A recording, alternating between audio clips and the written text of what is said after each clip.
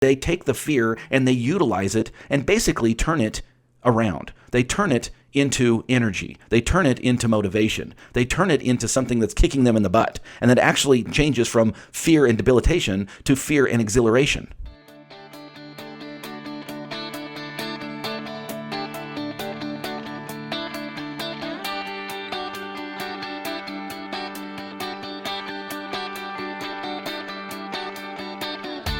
Originating from deep inside the Rocky Mountains, transported through the power of the internet, and arriving inside your tiny earbuds.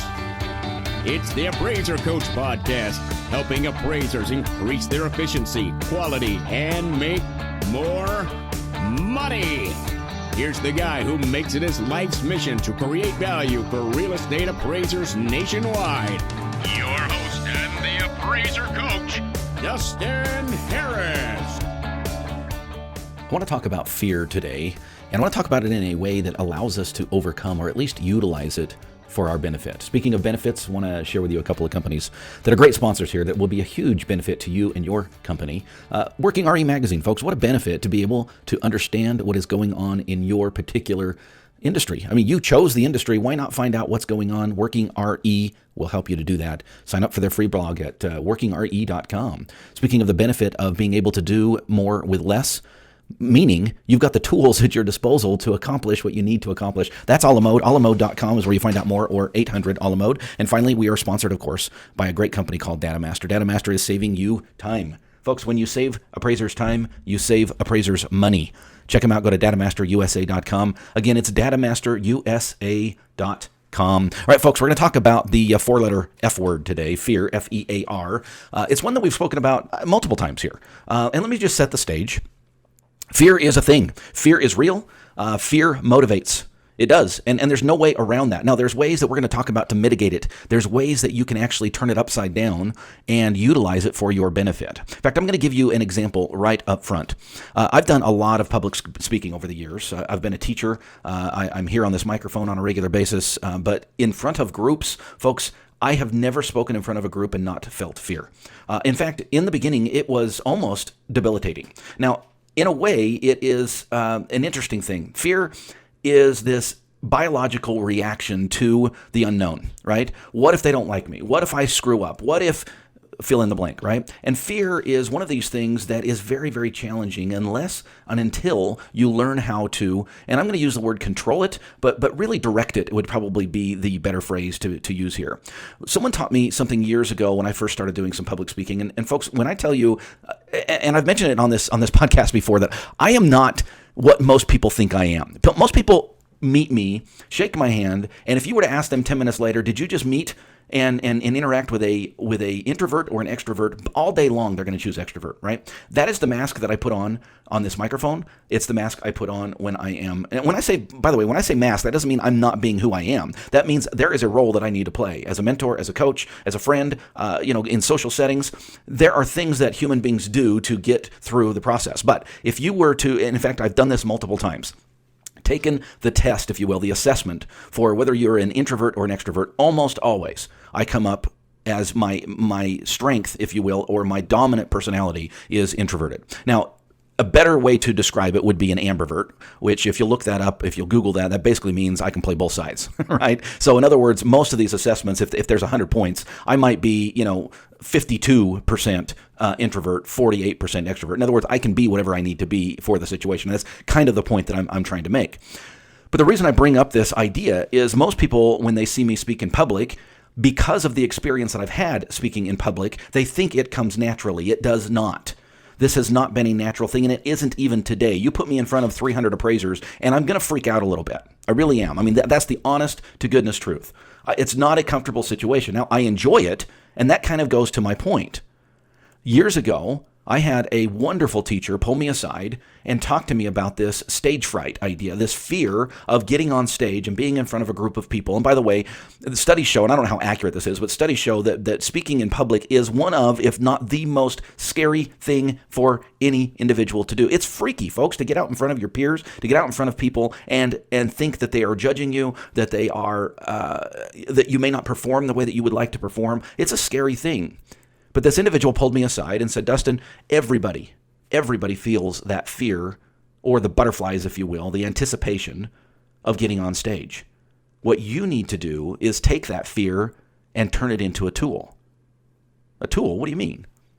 Well, this individual went on to explain that they thrive off of the fear, meaning they take the fear and they utilize it and basically turn it around. They turn it into energy. They turn it into motivation. They turn it into something that's kicking them in the butt, and that actually changes from fear and debilitation to fear and exhilaration. Yeah, I just made that up on the spot. The point is I've learned to do that, and I mentally do it almost every time I go on stage. When I'm walking up to the stage to speak, I think of this idea that, oh my gosh, this is freaky. Hope this goes well. Hope I've prepared enough. I hope that people don't hate me, right? And then I stop myself and say, wait a second. The fear that you are feeling right now can be changed, can be turned upside down, and can be used to motivate you to have better energy, to be more enthusiastic, to be a better presenter. And it usually works. It's super cool. You take this thing that could be a negative and turn it into a positive. Well, let's put that aside for just a moment and talk about what's on the table today. And what I want to talk about is the fear of moving forward, the fear of maybe taking your business to the next level, the fear of the change that you need to do and you know you need to do because, well, everything screams at you that it needs to be done. Let me give you a few examples. As a coach, I deal with some pretty standard fearful things on a regular basis. These are things that pop up all the time. For example, one of them is the need to grow in technology.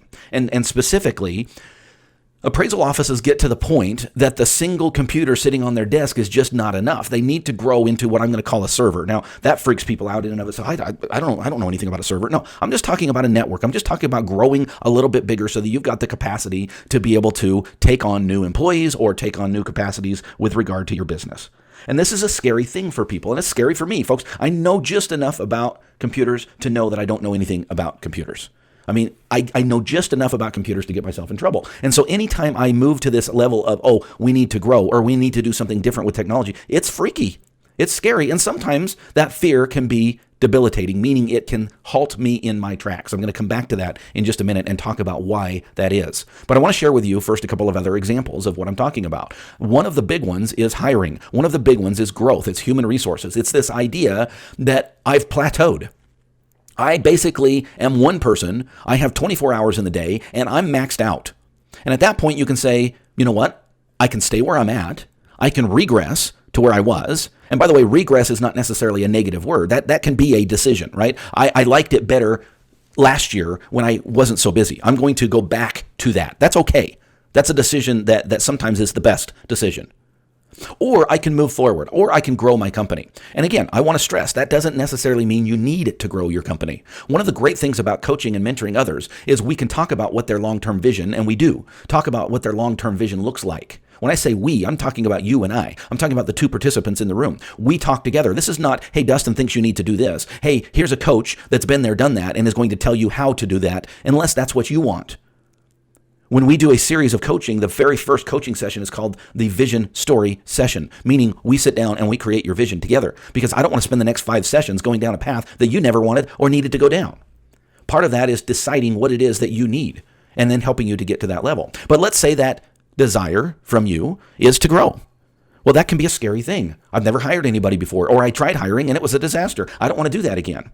Or maybe it's a VA, a virtual assistant, and they're located in the Philippines, for example. How in the world do you hire somebody that you've never met? How in the world do you hire somebody that's about 12 hours difference in timeline? How do you hire somebody that's on the other side of the world and has crappy internet? How do you do this? That's scary. And change is scary. Let's talk about why. Through evolution, we as human beings have learned to survive. And one of the things that we have built into us naturally is this fear instinct. It's the fight, flight, or freeze. Right? And each of those actually has a benefit. Think about it. Fight. There are times that you've got to stand up and fight. Flight. There are times that you should just move and go away. And freeze. That seems like a negative thing, right? But that can save your life. The snake in the grass. Freeze. Wait for the snake to move on. But this is a natural instinct, and whenever we deal with change, whenever something is new, whenever the unknown is presented, and that's really where fear comes from, is the unknown, what if, that fear kicks in. How do we solve that fear? How do we get to the point that we can move beyond that? Or better yet, going back to my public speaking analogy, how do we utilize the fear for our benefit? I want to share with you a couple of practices that you can go through when we get back from the break. I want to pause here and remind you of some great companies. Speaking of change, folks, if you are with any other company for your report write-up, other than a la mode, I want you to do a huge favor to yourself. I want you to pick up the phone. Literally pick up the phone, call 800 a la mode. All right. I want you to talk to a sales rep, and I want you to ask this question.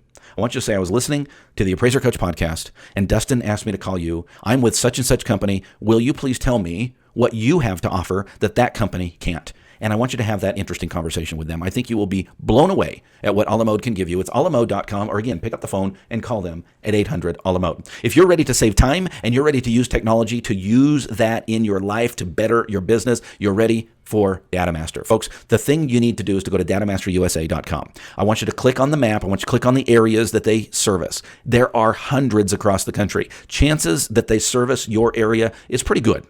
I do 5 MLSs, believe it or not. I have a very big area, 5 MLSs. Unfortunately, only 2 of them are big enough to be serviced by Datamaster. But I'm telling you, folks, if you want to save 30 to 60 minutes, almost an hour on every appraisal report that you do, you're going to want to be a part of the Datamaster team. Datamasterusa.com. Again, datamasterusa.com. Finally, sponsored by Working RE Magazine. Woke up this morning to an email from Working RE Magazine. Well, why is Working RE Magazine emailing me? Because I signed up for their free newsletter. Why? Because I want to know what's going on in the appraisal world, and you should as well. WorkingRE.com is where you sign up. Just go to their homepage, wait a few seconds, literally just take your hands off the keyboard for a couple seconds. A box will pop up. Do you want to sign up for the free newsletter? Yes, you do. Put your email address in there. You can cancel anytime, folks. Trust me, it's worth it. WorkingRE.com. WorkingRE.com.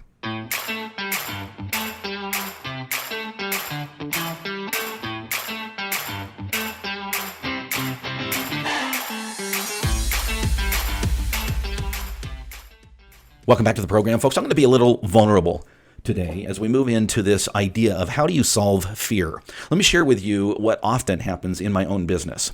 What often happens in my own business is I get freaked out a bit with change. Now, I have the benefit of being able to talk to appraisers across the nation. But here's the funny thing. When you're talking to someone where you really don't have skin in the game. Now, I've got skin in the game in the sense that people pay me for my advice, right? And I feel like I need to perform at a certain level, right? I feel like that advice needs to be worth the value that's being exchanged there. But other than that, it's not my business that's going to fail. It's not my decision that's going to cause harm if it doesn't work out, right? In other words, I don't have skin in the game when it comes to advice. And to me, that's a good thing. And that's why you go to a coach, right? Here's what's happening. I often give advice to individuals. And when it comes to my own business, I sometimes kind of freak out at the same advice. I could be in the exact same situation that I coached someone 2.5 weeks ago in, meaning they had the same situation and I gave them advice that I thought was sound advice. And all of a sudden, 2.5 weeks later, I find myself in a very similar situation. And all of a sudden, I'm like, do I really want to take my own medicine? Do I really want to take that own advice? And all of a sudden, all the things come up that could go wrong, right? This is just human nature. It is so interesting to me that often in my own business, I know logically what I need to do, but emotionally, I get stopped. Emotionally, I hit that wall. Emotionally, I feel that fear that we started the program talking about. In fact, I often, when I'm talking to my lovely spouse, and you know, thank goodness for her, she puts up with a lot. And being married to an entrepreneur is not an easy task. And often, and we go on dates weekly.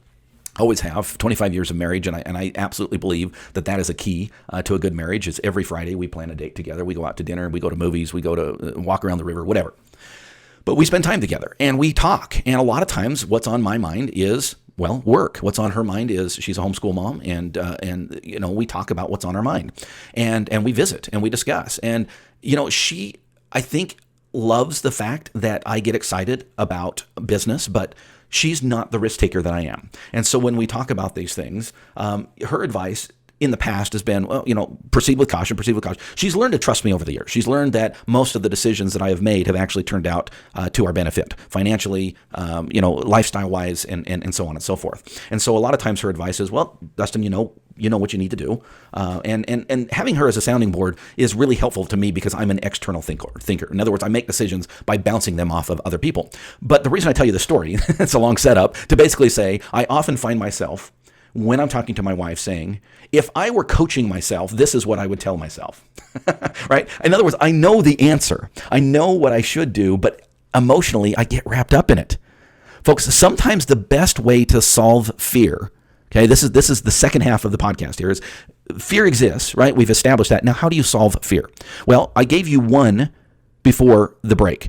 The analogy that I gave you of public speaking can be applied to really anything in business. Utilize that fear as a motivation, right? Now, keep in mind that fear should never be used to make decisions. Fear should motivate you to do the thing that you know you need to do, but utilize the fear as an excitement tactic, as a motivator, as the ability to move forward, right? But some of the best ways to solve fear and to move through things is to talk to someone who's in an unemotional state about it. One of the great things about my business over the last, I think it's been about 12 years, I've had a mentor, a personal mentor.